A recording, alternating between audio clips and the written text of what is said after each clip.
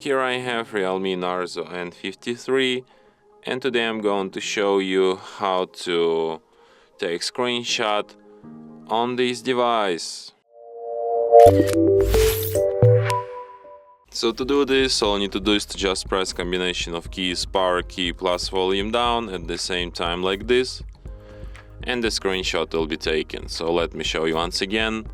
Power key, volume down, and let's get it. So one last time, power key, volume down key, and we got these screenshots.